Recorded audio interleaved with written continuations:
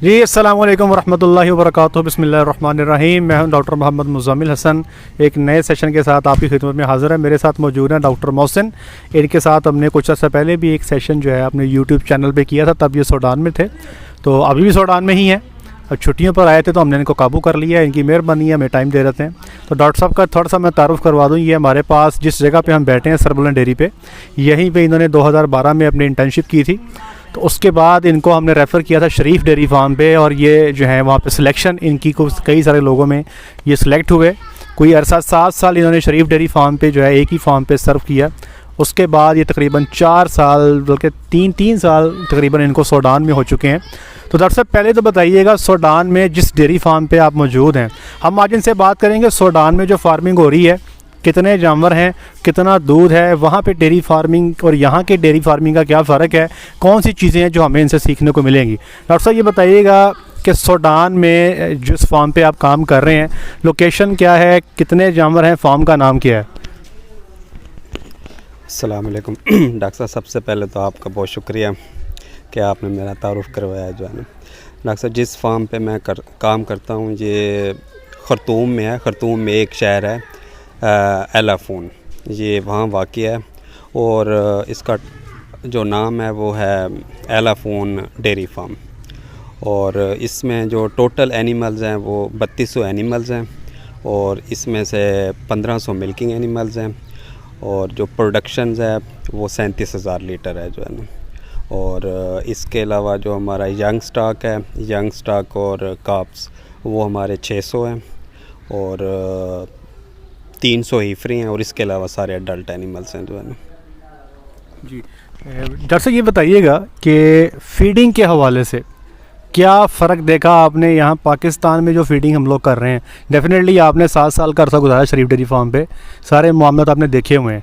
अब आप तकरीबन 3 साल से सूडान में भी हैं। क्या मेजर फ़र्क है पाकिस्तान का और सूडान में जो फ़ीडिंग हो रही है?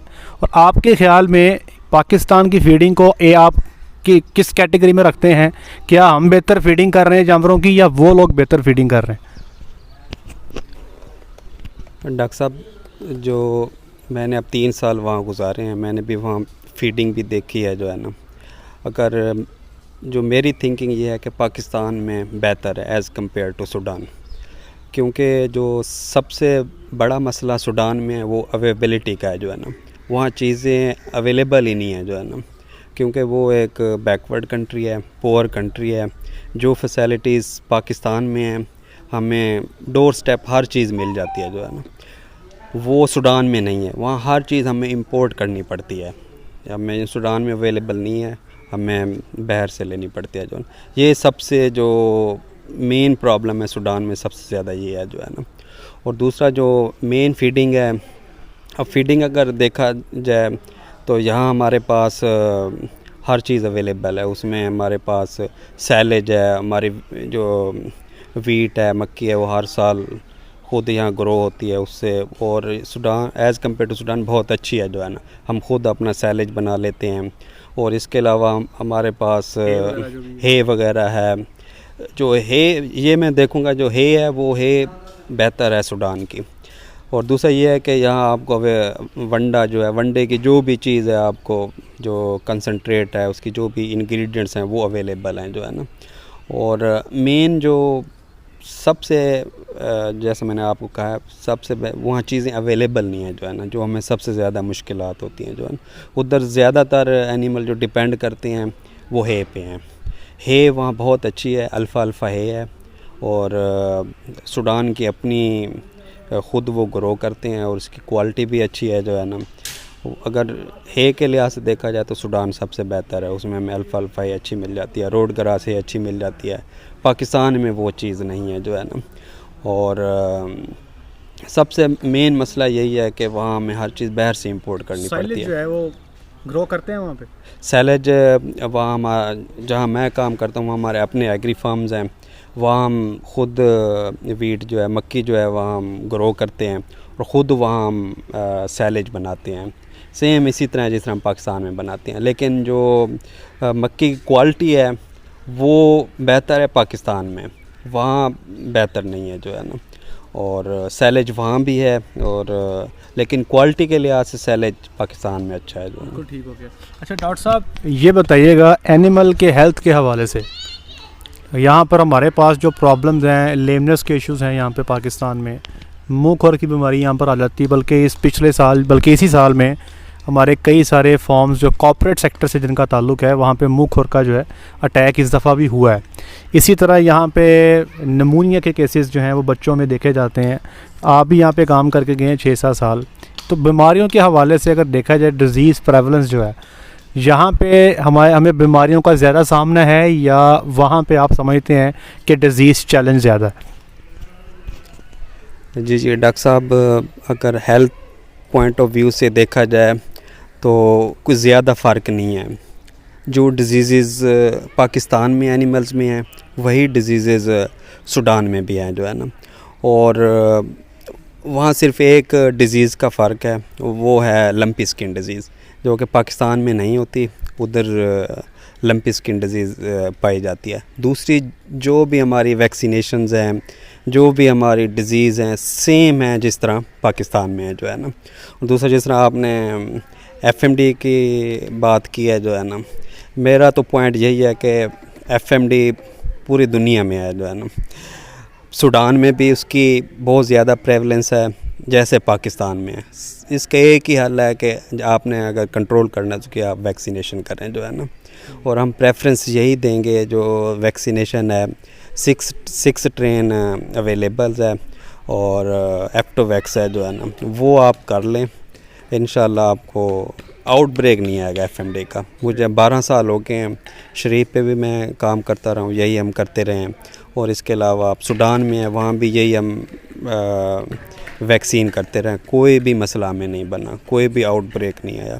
अब मुझे 3 साल हो गए हैं, मैं यही एफएमडी की वैक्सीन वहाँ सेम यही करवा रहे हैं जो इधर करवाते थे, अल्हम्दुलिल्लाह कोई मसला नहीं बना। इसका मेन हल सिर्फ़ और सिर्फ वैक्सीनेशन है। दूसरे आपने नमूनिया की बात की है, नमूनिया का जो सबसे ज़्यादा जो मसला होता है वो मेरे नज़र में काउस में भी है, लेकिन काफ में सबसे ज़्यादा होता है जो है ना। आप इसे कैसे कंट्रोल कर सकते हैं? एक तो ये आप अपनी फीडिंग को बेहतर करें, जो आप सकलिंग करती हैं जो है ना, उसमें ड्रेंचिंग नमूनिया के मसले आ सकते हैं जो है ना।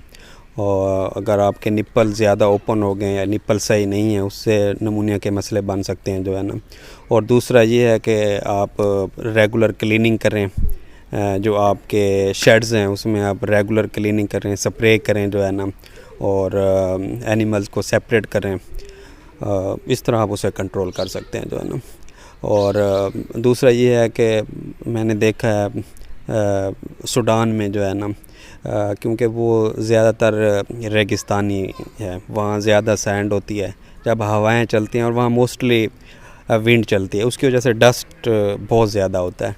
डस्ट की वजह से एनिमल में काफ़ी नमूनिया होता है जो है ना। और ये है कि डस्ट को रोकने के लिए हमने वहाँ शावर करते हैं दिन में 3-4 दफ़ा जो है ना। और या आप अपने इर्द गिर्द जो रोड जो प्लेसेस हैं, जो वेज़ हैं, उनको आप कंक्रीट कर लें, इस तरह आप उसे रोक सकते हैं जो है। अच्छा डॉक्टर साहब ये बताइएगा कि डेफिनेटली पाकिस्तान की तरह सूडान भी जो है एक गर्म इलाका, हीट स्ट्रेस हमें भी यहाँ पे बड़ी जो है फेस करनी पड़ती है, हीट स्ट्रेस आपको वहाँ भी फेस करनी पड़ती है। किस तरह आप लोग गर्मियों में वहाँ पे हीट स्ट्रेस को कंट्रोल करते हैं? क्या आपने इन्वायरमेंटल कंट्रोल शेड्स बनाए हुए हैं, टनल वेंटिलेशंस वगैरह के कॉन्सेप्ट जो है, या जो आप सिंपल ओपन शेड्स पे चलते हैं? आप क्लोज्ड शेड्स पे हैं वहाँ पे या ओपन शेड्स पे हैं, और किस तरह गर्मियों को आप जो है वो मैनेज कर रहे हैं? डॉक्टर साहब, जो हमारा वहाँ हीट स्ट्रेस को कंट्रोल करने के लिए हमारे ओपन शेड्स हैं। अब उसमें हमने हीट स्ट्रेस को कंट्रोल करने के लिए हमारे पास 3 मेन हमने सिस्टम बनाए हुए हैं। एक तो सबसे पहले शावरिंग सिस्टम है जो है ना, एनिमल्स शावर्स जो हर वक्त हमारे चलते रहते हैं। मोस्टली मिल्किंग के बाद शावर ऑन होने चाहिए, ताकि हर एनिमल जब मिल्किंग के बाद आता है तो फीडिंग पे आता है, हर एनिमल्स कि वेट हो जाता है, शावर हो जाता है, उससे एनिमल की हीट स्ट्रेस कम हो जाती है।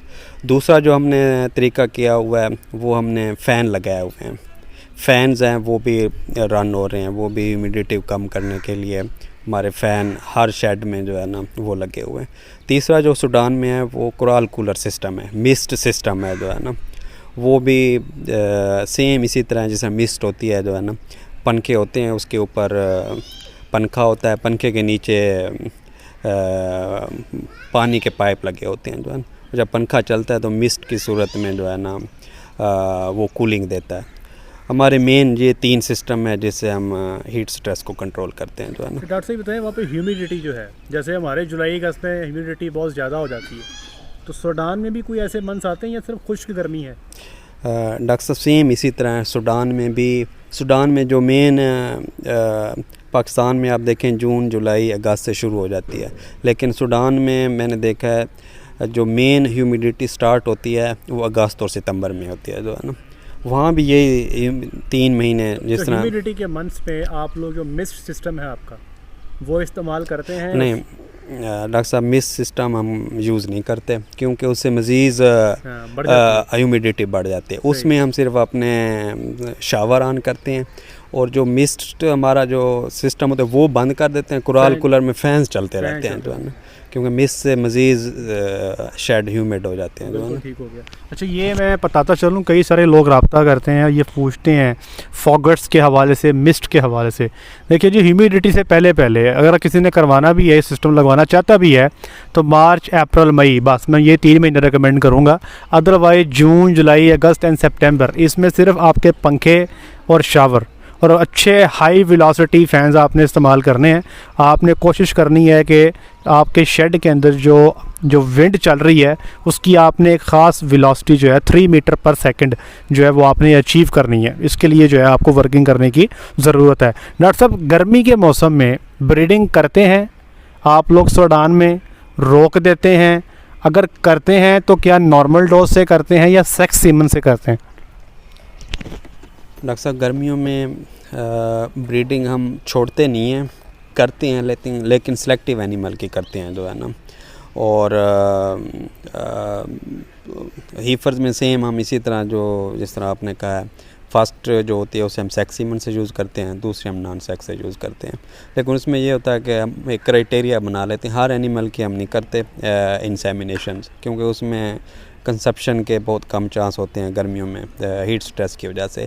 लेकिन करते हैं हम, लेकिन सिलेक्टिव एनिमल की करते हैं। जिस तरह हमारा एक क्राइटेरिया बन जाता है कि हम भाई इन एनिमल की करनी है जो 100 से 60 से 100 डेज़ तक आती हैं, इनकी करनी है, जो दूसरी उनकी नहीं करते। उनको फिर चेक कर लेते हैं, अगर उनके कोई मसले हैं तो वो हल कर लेते हैं।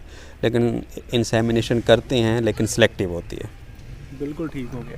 डॉक्टर साहब, जो सिलेक्शन है आपकी नॉर्मल सीमन की या सेक्स सीमन की, तो उसमें आप लोगों का क्राइटेरिया क्या है? किस गाय को आप सेक्स सीमन रखेंगे, किस गाय को आप नॉर्मल सीमन रखेंगे, इसमें आप कैसे चलते हैं? और हैफर्स में क्या आपने तय किया हुआ है कि पहली 2 या 3 डोजें सेक्स की होंगी, बाद में नॉर्मल होगा, या क्या किस तरह से आपका सिस्टम है वहाँ पे? डॉक्टर साहब, जो मेन हमारा उधर सेक्स सीमन या नॉन सेक्स सीमन हम किन के लिए यूज़ करते हैं? जो सेक्स सीमन होता है, आपको पता है सेक्स सीमन की प्राइस ज़्यादा है और वो कॉस्टली भी है as compare to non sex semen. So हम जो हमारी हीफर्स होती हैं उनको हम जो फर्स्ट 3 सर्विसेज होती हैं उसमें हम सेक्स सीमन देते हैं, और उसके बाद अगर वो उसमें प्रेगनेंसी नहीं होती तो हम फिर नॉन सेक्स सीमन में चले जाते हैं, और काउज़ में हम नॉन सेक्स सीमन यूज़ करते हैं जो है ना। ठीक है, चाहे पहले लैक्टेशन की? हाँ जी, पहले लैक्टेशन की है, जिस स्टेज पे भी है, सिर्फ हमारा प्रोटोकॉल यही होता है कि हमने हीफर्स की सेक्स सीमन यूज़ करना है, और जो काउज़ हैं उनको हमने नॉर्मल यूज़ करते हैं। जी, ये डॉक्टर साहब सूडान में बता रहे हैं हमारा जो प्रोटोकॉल है जो हम अडॉप्ट करते हैं फॉर्म्स पे, हम first lactation, second lactation, third lactation, पहले 3 स्ट्रॉ सेक्स सीमन। ठीक है डॉक्टर साहब, फार्मर कहता मैनू बच्चा नहीं चाहिए गेटों बाहर, बल्कि व्हाट्सएप ग्रुप में कभी डॉक्टर साहब मैसेज कर देना कि मेल पैदा हुआ है, तो कई दफ़ा ना वो हमारे एक फार्मर हैं, वो ना एक पिस्टल सा ना वो उसकी है उनकी फ़ोटो, वो पिस्टल की फ़ोटो भेज देते हैं कि उन्होंने गोली मारते मजाक में करते हैं मतलब। अच्छा डॉक्टर साहब, ये बताइएगा कि फार्म पे बहुत सारे लोग हैं नए डेयरी फार्मिंग में आ रहे हैं तो अंदाज़ा नहीं होता। आप बताएं, फार्म पे जो एनुअल कलिंग है, सालाना कलिंग, वो चाहे जानवर प्रेग्नेंट नहीं हो रहा सेल कर दिया, वो चाहे जानवर टांग टुटवा के बैठ गया सेल कर दिया, लेमनस की वजह से बैठ गया सेल कर दिया, थन खराब हो गए सेल कर दिया, ठीक है, या वो जानवर एक्सपायर हो गया, इन सब को जमा कर लें तो आपके ख्याल में कितने % कलिंग जो है वो फार्म पे सालाना हो जाती है? डॉक्टर साहब, मैंने 2 बड़े मेगा डेयरीज पे काम किया, पाकिस्तान में भी और सूडान में भी। उधर जो हम नॉर्मल कलिंग करते थे विद मोर्टेलिटीज़ विद सिक कलिंग्स, हमारे 20 से 25% होती थी। 20% तो मस्ट है ना। अच्छा, ये बात ना जी, मैं डॉक्टर साहब से मैंने ये सवाल किया है, ये थोड़ा सा ना बात को अंडरस्टैंड करें कि देखें जी, सांस वाली चीज़ है, इसमें मामलात हो जाते हैं। आपको एक्सपायरी भी देखनी होगी। पंजाबी का मुहावरा है जी कि वसदे घरां च धुएं निकलते होंगे ने, ठीक है। तो हाँ, इसको हमें कंट्रोल करना चाहिए, इसको हमें मिनिमाइज़ करना चाहिए।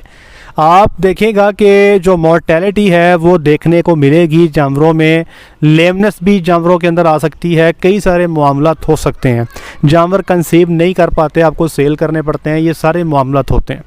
तो कोशिश ये करें कि ये जितनी अपनी मॉर्टेलिटी, इस मॉर्टेलिटी को या कलिंग को आप कंट्रोल करें, लेकिन फिर भी ये 10-15% तो कहीं नहीं गई।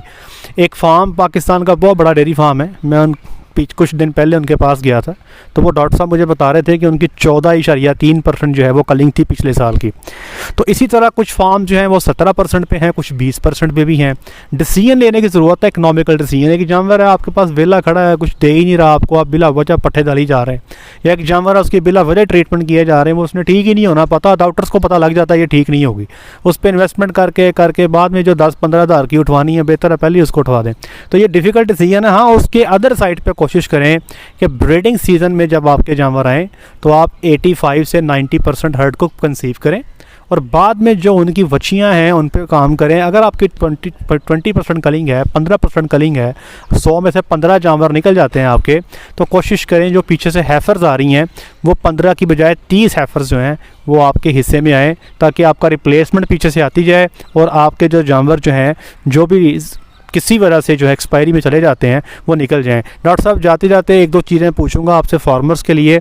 साड़ू जो है ना डॉक्टर साहब, बड़ा मसला है, आप ये फार्मर्स को टिप्स दें, साड़ू कैसे कंट्रोल किया जाए, कुछ पॉइंट्स बता दें ताकि हमारे जो फार्मर्स आते हैं, कई लोग पूछते हैं यार साड़ू पड़ गया जी, क्या करें, इसका को आप बताएं।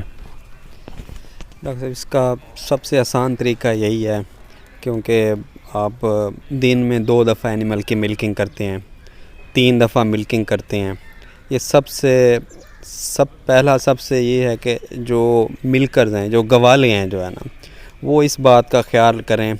इसका एक प्रोटोकॉल होता है। जैसे एक एनिमल आया है, आप मिल्किंग मशीन कर रहे हैं या हैंड मिल्किंग कर रहे हैं, सपोज आप मिल्किंग मशीन से कर रहे हैं, तो उसका ये होता है कि आप सबसे पहले जो थन है उसे साफ़ करें और पानी डालें, फिर उसे किसी टॉवल से या टिश्यू पेपर से साफ़ करें। उसके बाद आप उसकी प्री स्ट्रिपिंग करें, धारें मारें। वो सबसे अहम पॉइंट होता है। उसमें आप उस वक्त चेक कर सकते हैं कि इसका दूध सही है या नहीं है, इसमें फुटकड़ी हैं, पानी है, क्या है, वो आपको उस वक्त पता चल जाए। जब आप हैवाने को हाथ लगाएंगे, फिर उसका हैवाना नॉर्मल है, सूजन तो नहीं हुई, ये सबसे अहम पॉइंट होता है। जब आप चुआई करते हैं उस वक्त आपको सब पता चल जाता है जो है ना। ये मैंने थोड़ा प्रोटोकॉल बताया, आप ये करें। और उसके बाद जब मिल्किंग ख़त्म होती है, चुआई ख़त्म होती है, तो उसके बाद आप उसको पायोडीन या टिंचर आयोडीन वो आप लगा दें। ये होगा कि उससे, क्योंकि जो टीट होता है वो 30 मिनट तक खुला रहता है, उसके लगाने से एनिमल में कोई बैक्टीरिया नहीं जाएगा और कोई मेस्टाइटिस नहीं होगा। दूसरा इसका तरीक़ाकार ये होता है कि जहाँ आपके एनिमल बैठे हुए हैं वो जगह साफ़ होनी चाहिए, उसमें गोबर नहीं होना चाहिए, पेशाब नहीं होना चाहिए। वो आपने उसे अच्छी तरह उसे साफ़ करना है जो है ना, क्लीनिंग लाजमी करनी है। तीसरा ये होता है कि जब आप एनिमल को ड्राई करते हैं, जब उसका प्रेग्नेंट हो जाती है 7 महीने पे जाके, जब आप उसे दूध उसका छुड़वाते हैं, तो उस वक्त आप उसमें ट्यूबें डालें, अवेलेबल हैं ड्राई ऑफ के लिए जो है ना, वो ट्यूबें डालें उसमें जो है ना। ये तो आप 3-4 पॉइंट हैं, आप इसे करें, इंशाल्लाह इससे बेहतरी होगी जी। तो डॉक्टर साहब ये बताइएगा, सूडान में सबसे ज़्यादा दूध करने वाली गाय जो आपके फार्म पे है, कितना दूध दे रही थी 24 घंटे का?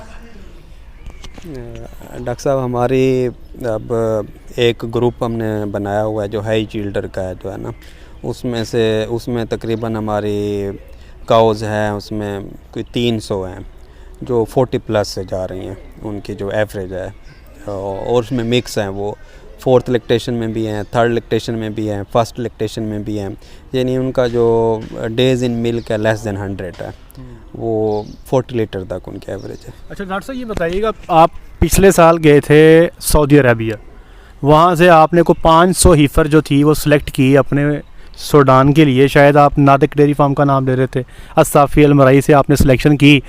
तो ये बताइएगा, पाकिस्तान में जो जानवर आ रहे हैं वो आ रहे हैं अमेरिका से, हॉलैंड से, तो आप लोग सूडान वाले जो हैं वो जानवर लेके आ रहे हैं सऊदी अरबिया से, तो आप लोग अमेरिका क्यों नहीं चले गए या हॉलैंड क्यों नहीं चले गए? आप लोगों ने सऊदी अरबिया को क्यों प्रेफर किया? ये डॉक्टर साहब, ये बहुत ही अहम सवाल है और इसका जो जवाब है वो भी बहुत इजी है, क्योंकि सूडान और सऊदी अरब, ये इनके जो इन्वायरमेंट है और इनका जो मौसम बिल्कुल सेम है जो है ना।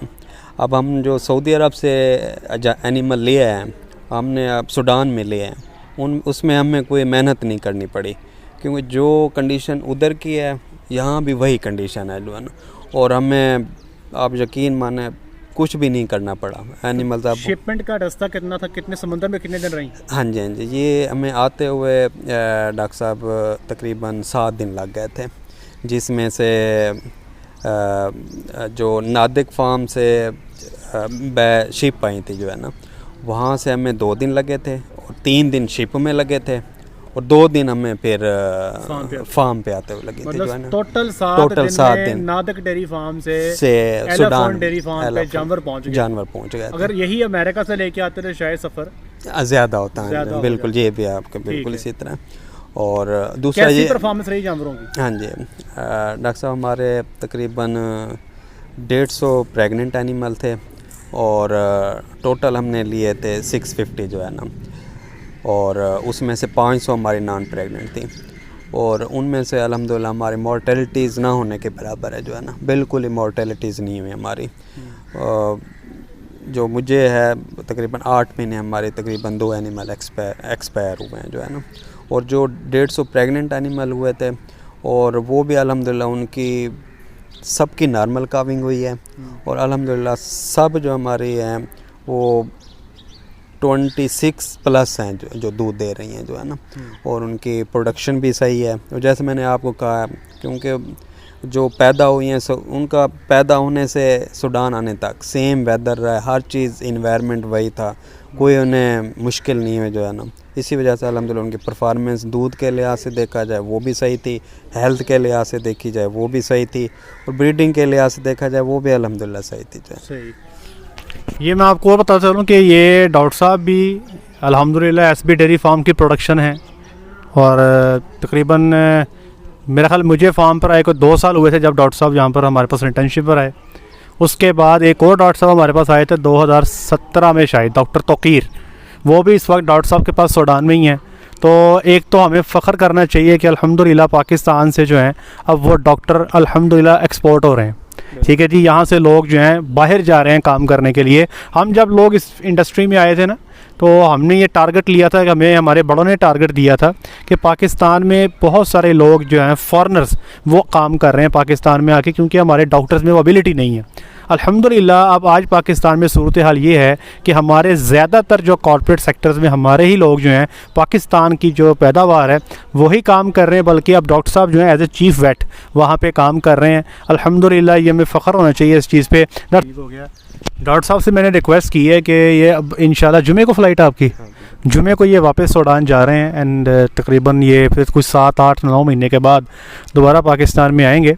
इनसे मैंने दरख्वास्त की है कि ये फार्म पे जैसे ही पहुँचें तो हमें अपने फार्म की वीडियो बनाकर भेजें, हम देखें इनके जानवर कैसे हैं, मिल्किंग ये कैसे करते हैं, इनके बच्चे कैसे हैं, तो ये डॉक्टर साहब ने मुझसे प्रॉमिस कर लिया कि ये इंशाल्लाह जब जाएंगे तो हमें को 8-10 दिन में वीडियो बना के भेज देंगे, वो भी इंशाल्लाह हम आपके साथ शेयर कर देंगे।